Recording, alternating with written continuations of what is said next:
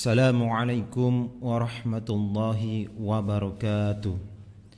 Alhamdulillahi rabbil alamin. Assalatu wassalamu ala nabiyyina Muhammad sallallahu alaihi wasallam.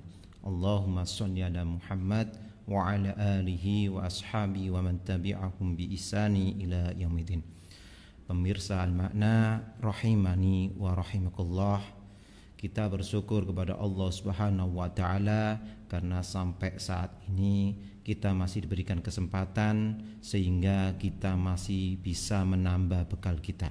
Shalawat serta salam tetap tercurahkan kepada Nabi kita Muhammad sallallahu alaihi wasallam. Allahumma sholli alaihi, yang mana beliau telah membimbing kita ke jalan yang benar.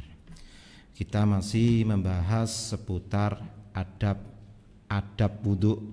Kemarin kita telah membacakan tujuh adab. Kita sekarang masuk adab yang ke-8. Di adab yang ke-8 ini disebutkan dalam kitab ini al-mubalaghatu fil istinsyaqi, yaitu bersungguh-sungguh di dalam istinsyak, yaitu memasukkan air ke dalam hidung. Imam Tirmidzi telah meriwayatkan dan beliau berkata bahwasanya hadis ini hasan sahih dari sahabat Laqit bin Sabirah radhiyallahu anhu. Dia bertanya kepada Rasulullah SAW, "Ya Rasulullah sallallahu alaihi wasallam, akhbirni anil wudu'i." Wahai Rasulullah SAW, kabarkan kepadaku tentang wudu. Maka dijawab oleh Rasulullah SAW, qala asbighil wudu'a wa khallil bainal asabi'i wa balik fil istinsyaki illa an takuna sha'iman. Maka kata beliau, asbighil wudu, sempurnakanlah wudu, wa khallil bainal asabi', dan bersihkanlah di sela-sela jari jemari, wa balik fil istinsyak, dan kuatkanlah ketika istinsyak memasukkan air ke hidung, illa antakuna shaiman, kecuali dalam kondisi berpuasa. Maka di sini di dalam hadis ini ada beberapa faedah. Faedah yang pertama adalah wajibnya berkumur-kumur dan istinsyak memasukkan air ke dalam hidung. Ini di dalam mazhab Hambali, karena berkumur-kumur dan memasukkan air ke hidung bagian dari wajah. Maka di mazhab Hambali ini adalah wajib. Adapun di mazhab Imam Syafi'i ini adalah sunnah. Kemudian yang kedua adalah disunahkan untuk menyempurnakan wudu.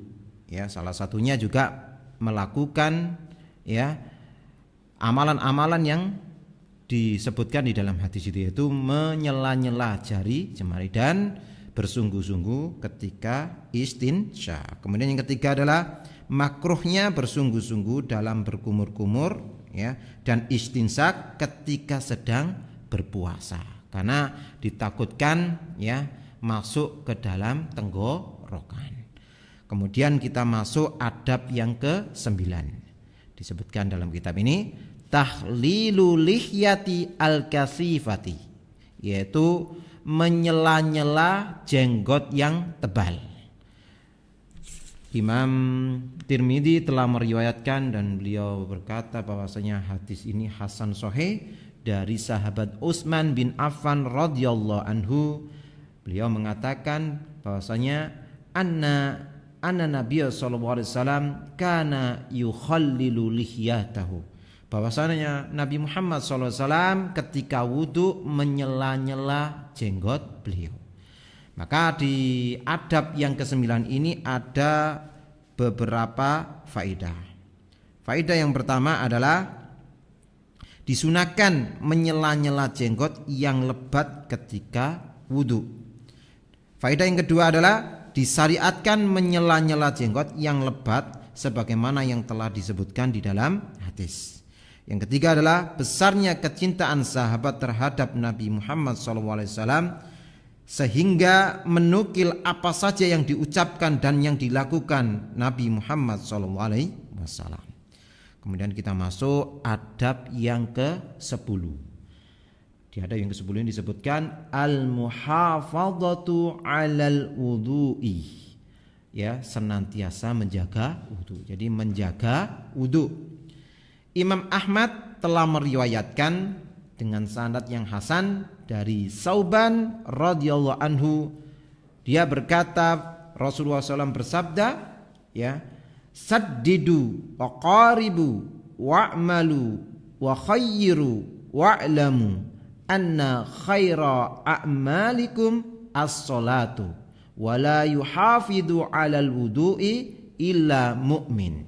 Di dalam hadis ini disebutkan Rasulullah mengatakan saddidu, ya, luruskanlah, wa qaribu, dan mendekatlah, wa'lamu, wa'malu, dan beramallah, wa khayyiru, dan pilihlah di antara amalan-amalan itu, wa'lamu, dan ketahuilah anna khaira a'malikum as-salatu, bahwasanya sebaik-baik amal adalah salat. Wala yuhafidhu 'alal wudu'i illa mu'min, dan tidaklah seseorang menjaga wudu kecuali orang beriman yang sempurna keimanannya dengan senantiasa menjaga wudu. Di dalam adab yang ke-10 ini ada beberapa faidah. Faidah yang pertama adalah senantiasa, yaitu keutamaan bagi orang yang senantiasa menjaga wudunya. Kemudian faedah yang kedua adalah termasuk tanda-tanda keimanan adalah orang itu senantiasa menjaga wudunya. Kemudian yang ketiga adalah sebaik-baik amalan adalah sholat, sebagaimana yang disebutkan di dalam hadis. Kemudian adab yang ke-11, ad-du'a'u ba'dal wudu'i, doa setelah wudu.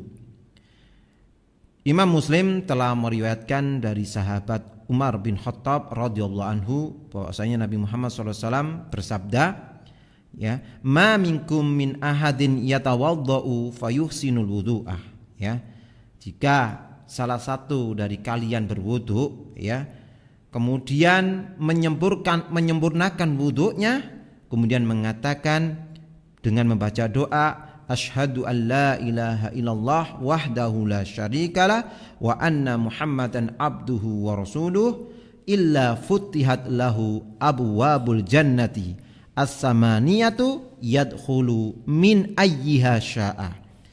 Di dalam hadis ini, ya, ada beberapa faidah, ya.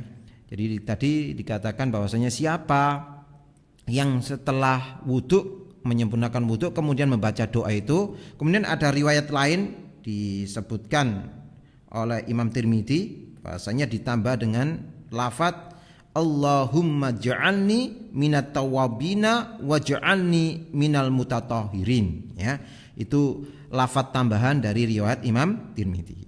Maka di akhir hadis tadi ketika, ya, membaca doa itu, maka keutamaan yang akan didapatkan adalah futihat lahu abwabul jannati as-samaniyatu, maka akan dibukakan baginya 8 pintu surga. Yadkhulu min ayyiha sya'a, maka, ya, diperbolehkan untuk memasukinya dari mana saja yang dikehendaki. Ada beberapa faedah di adab yang ke-11 ini adalah yang pertama adalah keutamaan menyempurnakan wudu. Yang kedua adalah keutamaan membaca doa setelah wudu yang disebutkan di dalam hadis. Nah, tadi keutamaannya adalah dibukakan pintu surga, 8 pintu surga. Kemudian yang ketiga adalah, ya, terkandung di dalam doa tadi bahwasanya asyhadu an la ilaha illallah tadi, di situ menunjukkan bahwasanya, ya, mentauhidkan Allah pada seluruh ibadah karena hanya Allah yang berhak diibadahi. Kemudian adab yang terakhir di dalam adab wudu ini adalah sholatur rakaataini ba'dal wudu'i, jadi sholat 2 rakaat setelah wudu. Terdapat di dalam Sahih Bukhari dan Sahih Muslim, ya, dari sahabat Abu Hurairah radhiyallahu anhu, ya, bahwasanya Nabi Muhammad SAW pernah bertanya kepada Bilal, ya. Jadi beliau bertanya kepada Bilal, ya, ketika sholat fajar, ya.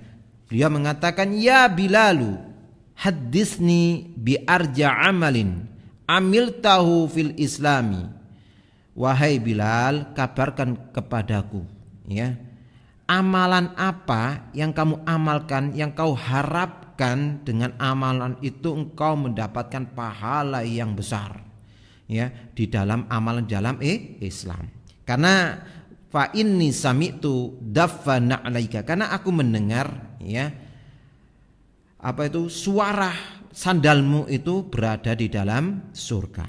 Maka kata Bilal, ma amiltu amalan arja indi, tidaklah aku mengamalkan suatu amalan yang aku sangat berharap dari amalan itu, ya, yaitu berharap dengan pahala yang besar.